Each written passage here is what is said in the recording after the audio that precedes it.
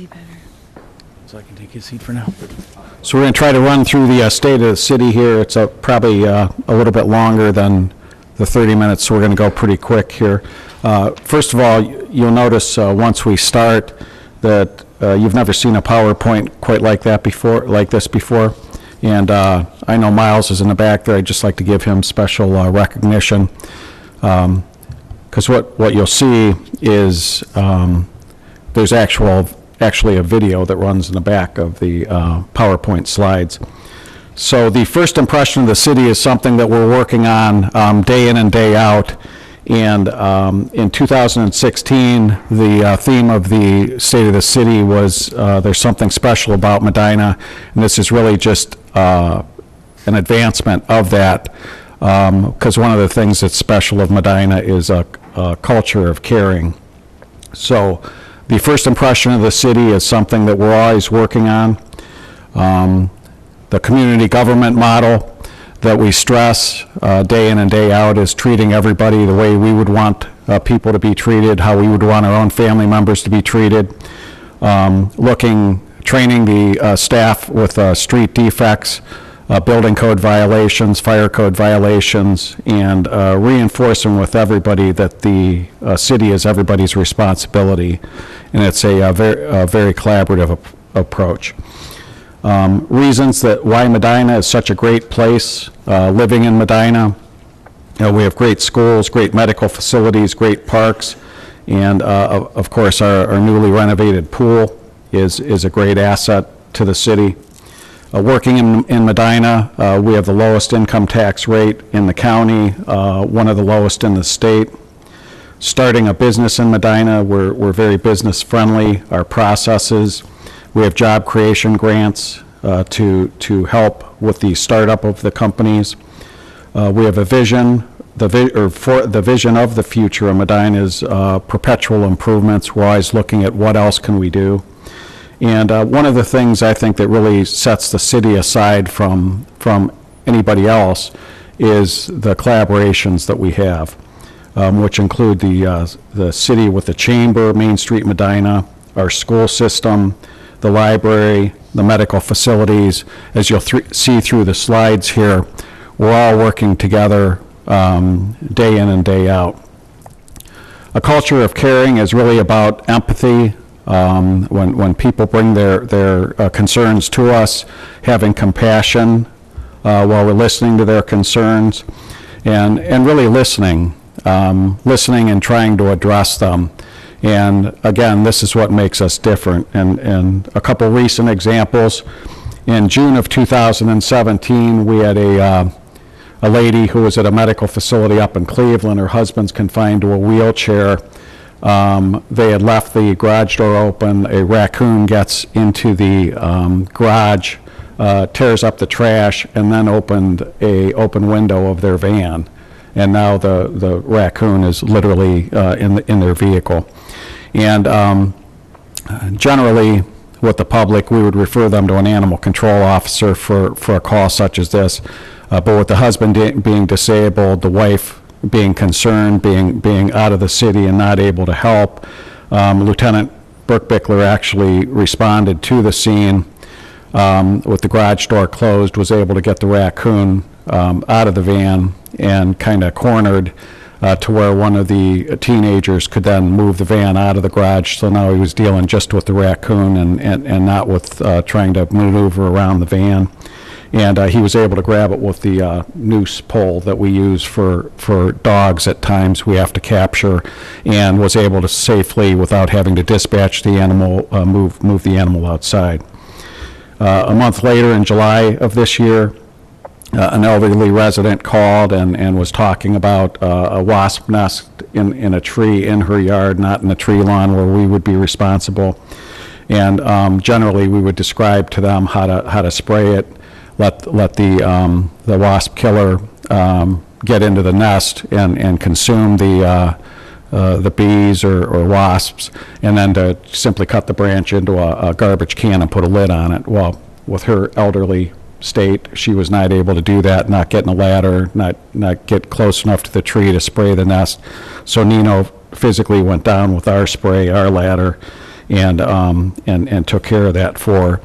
And then not too long after that, in the same month, we had a elderly resident who missed the trash pickup. Trash truck had come and gone. Her trash is still up in the garage, and rather than have them have to hold that trash for another week, actually went down with this pickup truck, a couple garbage bags, put her trash into the trash bags, and took them out to the dumpster. We would generally call the trash trucks back out for something like that if it's before 2 o'clock, but by the time we got the phone call from the resident, it was after 2. I use those examples, those 3 examples for you because there are not other cities that are going to perform those types of services for folks. What I found with the community policing initiatives at the police department is so many times people would be aggravated because they simply didn't know what happened when they called in their complaint.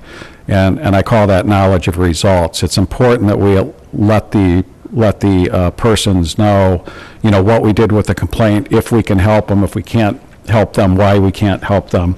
And I call that more of a dialogue instead of a monologue with the folks.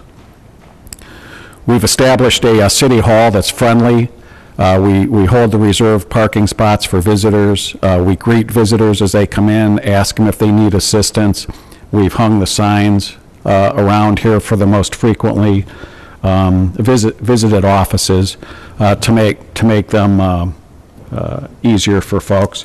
But I had a fellow come from Brunswick. He was signing up for just this past week. He came at lunchtime and my assistant wasn't here. And he said, this is an unusual city hall. He said he was just getting a parade permit. And he said, it's an unusual city hall. You don't have to be buzzed in. You don't have to go through a security checkpoint. And I said, well, we're a little warmer, a little friendlier here. And he had his permit all filled out. Sherry had already filled out most of the receipt. I just had to put the check number and then take him over to the finance. And on his way out again, he stopped again to tell me that, you guys have something pretty special here. The fact that, you talk with people, you're willing to help people, you come out and take care of me instead of having me have a seat until your assistant gets back. And again, I think that's the type of service that we're looking for. Our new website, we're hoping to be more customer friendly yet. We're hoping in 2018 to get that up online so that we have online bill pay, online utility sign-ups, and job applications. And when you think about it from a diversity and a wide net perspective of trying to draw folks in, the easier we can make it for them to file their application, to pay their fees. For example, if we have a police officer applying for a job that's in California, they would have to come here to fill out the application and apply. Then they'd have to come for the physical fitness. Then they'd have to come for the written test. Then the oral panel for the civil service. Then the interviews with the police department, and both for a background packet and that. So the more things that we can do to make it easier for folks, not to make that many trips, otherwise it's so cumbersome or so costly or both that they simply don't. So we're really striving to get those things taken care of. We combined the first door in from the back door, community development, which includes building, planning, and zoning, and anybody that's had a project in town has complimented us on how easy it is, how friendly the staff are, and what a convenience it is to have all of those departments in one. And we will also take our administrative team and go to a company. If they're in town and they're talking about an expansion, we'll go to the company and meet with them in their boardroom versus making them pack up all their folks and plans and come here. But I will share a story with you. Echelon is the company that built or is building the 2-story assisted living on North Huntington Street at the old Pythian home, as well as the mental health facility, not the apartments that were done first, but the other 2 that are in process now. And Echelon has built probably 5 or 6 of these in the Ohio area in a variety of communities. And the president and CEO of Echelon was so impressed with the city services, with the city processes, that they sold their house in Cuyahoga Falls and bought a house in Fox Meadows because he wanted to be in Medina where things like this were happening. So when I hear examples of that from people who have had the experience of other cities, the same processes in other cities, that tells me we're on the right track here. We also, with our Parks Department, put Jansen in charge of Parks, Forestry, and Cemetery for the same symmetry that we have in being oversee all of those, as well as using the staff more effectively and efficiently as the needs arise throughout the city. And the other thing is, you know, again, with the employees, every employee is trained to watch and look and pick up trash, if they see tree branches, if they see an animal that's been struck by a vehicle, defects in the road that are going to cause damage to a vehicle, drainage concerns. We don't expect that they're going to handle these issues, but we do expect that they're going to report them, because again, what we've tried to do is break down all the silos to where this is all of our responsibility, and we're all supposed to do that. And that includes each of the department heads, each of the supervisors, and myself. I've learned a long time ago that, you know, you can tell people whatever you want, but if you don't model it and you don't lead by example, the chances of that carrying through is not very likely. And I'm going to give you some examples here in a couple more slides of how that is being carried through, and we're seeing it from top to bottom, that people have this community government model well in hand. We dropped the railroad fees. There we go. We dropped the railroad fees for a 5-year period. We're in the 5th year now, from $17,500 to $10,000. And then they still have a per car charge. And the reason we did that is because our reserves were adequate enough. We didn't need to continue to gather money, and our track was in good shape, the north-south track that we're responsible for. So when we were in the competition with Carlisle, I can remember we weren't meeting with the Carlisle executives. We were meeting with the attorneys, their PR folks, their land acquisition people, and we were in competition with Oklahoma and Indiana. And they said, well, tell us some things that are different or special about Medina. Why should Medina get this versus these other 2 states? So we talked about the community development process. We talked about what we've done with permits, next day permits, same day permits, next day permits. And then I brought this up. And in addition to all of the industrial roads that we've paved. And I asked them, when you talk to those other states or other cities in those states, ask them if anybody cut their fees because they had enough of a reserve. I would challenge you that none of them would have been willing to do that. And they were astonished when I brought it to their attention, and when they come back to meet with us to say it was coming to Medina instead of those other 2 states, they said, you were right. None of those other cities have ever done anything like that. So our safety forces, much like the rest of the city, are all one team. We send police officers, fire department staffing, and LST all to the most serious calls, be it bleeding, be it heart stopped, or not breathing. The AEDs that we have in our cars were donated by the Cleveland Clinic. This CPR AED sandwich employee example is one of the examples of knowing it from the top to the bottom. So our firemen are on their way to a suspicious odor call at Drug Mart, and we get a call at Sandwich while they're en route, get a call at Sandwich that a person's down, they're not breathing, no heart rate. Those firemen took it upon themselves, instead of we're on our way to this fire call, to drop off one of the firemen, one of the 4, with the AED to run into Sandwich on their way by, who got there a couple minutes before the officer, had already hooked up the AED, was in the process of shocking him, and then the officer assisted with CPR until the medics got there, and then the medics took over, and that person survived as a result of that. We had a hand amputation on August 7th. Guy was using a saw, doing some work, and lost control of a board, and literally almost severed his hand totally off as it was just being held on by the skin.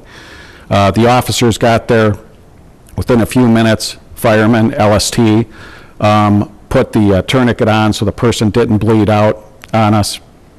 They packed the hand with gauze and cold packs to keep it preserved.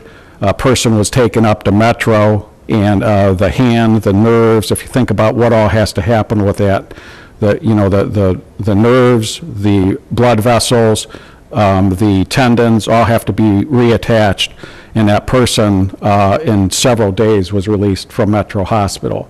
Now they'll have quite a bit of healing, quite a bit of therapy, to get that hand back functioning like it was prior to the accident.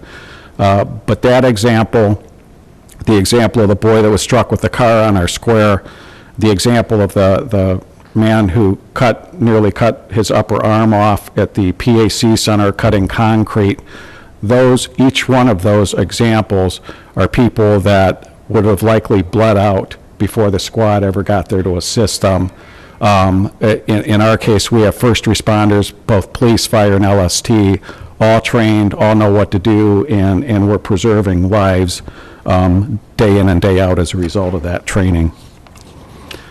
The fire staff collaboration, we've seen a lot about. It's now time that the city of Medina, Montville Township, and Medina Township are all working together. We're staffing Monday through Friday, 16 hours a day. We have 4 firefighters on 8-hour shifts during the day, Monday through Friday, and 3 full-time officers, and then 6 firefighters split between 2 locations in the afternoons. And once we put this fire district committee together, which we're going to talk about when we get to the agenda, then we're going to talk about whether we need to expand staffing anymore according to the stats versus what we're doing currently, and we're also going to talk about a fire district. Investing in the community, redevelopment. We've seen not only many senior, or not only industrial projects, but senior housing complexes, several going on currently. Reimagining is the downtown redevelopment, the old chamber property, the parking deck that the city is looking at, as well as creating more retail space along West Liberty Street because of being 100% occupied on our square. And refining is just constantly looking for perpetual improvements that we can do in the city here, and create more jobs, create more income tax, and more reasons for people to come to the downtown. Our employee training and wellness programs, in addition to the CPR and AED, the Healthy Medina program. There's a banner above me here, a banner in the back. We saw the healthcare premiums at 0% for 2017 as a result of these things, and we're expecting this year, at least from the early indications this year, next year's increase to be substantially low as well as a result of that. When we talk about the road projects, it seems like we're always working on the roads. And we put this slide on just because we don't know, many times people may not know what the scope is that we really have. That we have 100 center line miles of road, which means 200 miles of curbs and approximately 100 miles of water line. But if you think about all of the things that we've done, all of the industrial roads, the residential roads, the North Court Street project going on, these are all done to enhance economic development, to make the community look well, to help support the businesses, and help support our residences. We talk a lot about the square and the 100% occupancy and how well things are going there. What we don't talk about a great deal is our industrial base. And our industrial base from 2008 to present has seen $125 million in project investments, which means building and or equipment. 125 million, and the reason we use the 2008 figure is because with our job creation grants, it takes them generally about 3 years to ramp up. So that would be the most recent group we would be looking at. In addition to that 125 million in project investments, there's $28 million in projected new payroll in the industrial expansions alone. $28 million in new payroll. So that tells me that we have a good balance going here of creating things that are valuable and quality of life for the residents. We've got a vibrant square in the downtown, and yet our industry is going like gangbusters. And you can see in some of the video there, that's the Carlisle project, how massive that build is right there. So we're very proud of that. The bicentennial celebration is coming up. It's our bicentennial, it's the school's bicentennial, and it's the county's bicentennial. And we're all trying to work together for that, to promote one another, to help one another, to support one another. City finances, as the council knows, the general fund reserve is getting smaller and smaller. We're having to supplement it with more of the income tax. Good for us is the income tax in 2016 was up almost 5% of what it was the year before. So we're seeing an increase in the income tax. It was up to 14.6 million in 2016. We do a lot of collaborations with the city schools to save the tax dollars for them as well as the tax dollars for us. And the CDBG grant, we collaborate with the city of Brunswick to take care of that. And the finance department receives a certificate of achievement awards 2 years after the year closes out, and they've received them for every year from 2008 to 2015. I share all this with you. If there's any questions, I'll answer them there. I share all this with you because I don't want you all to think for a second that I take this position or what I do for the city for granted. When my wife wakes me up each morning and tells me that it's time for me to get up, the first thing I do is thank God for the ability to be in this position, to work with you all, and to work with this administrative team, because what we're doing here is unusual and invigorating, and it's making a difference day in and day out in people's lives. And I will never take it for granted. And I will work hard day in and day out to keep these things going for the city. So if there's any questions of the council, I know we're kind of tight for 7:30. Any questions? That was a great presentation, Mayor. Thanks. I appreciate it. That's the Princess of Medina right there. She's growing old. You are too, John. Well, thanks, Mayor. Thanks for all the hard work and continued efforts for all the department heads, too. And thank you, Miles. That was a great video. Well done.